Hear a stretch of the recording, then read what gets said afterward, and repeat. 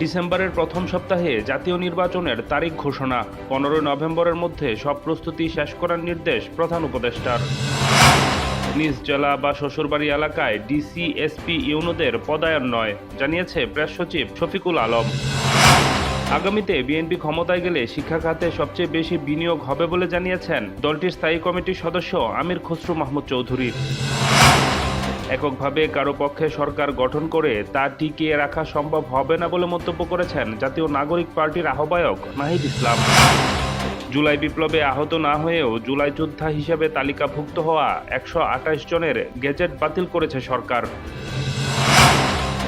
এখনই দেশে ফেরার পরিকল্পনা নেই শেখ হাসিনার, থাকবেন ভারতে, জানিয়েছেন বার্তা সংস্থা রয়টার্সকে।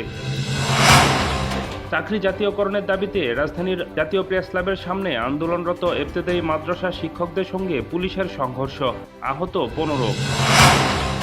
কক্সবাজারের টেকনাফ উপজেলার নাফনদ থেকে একটি ট্রলার সহ 7 বাংলাদেশিকে ধরে নিয়ে গেছে আরাকান আর্মি।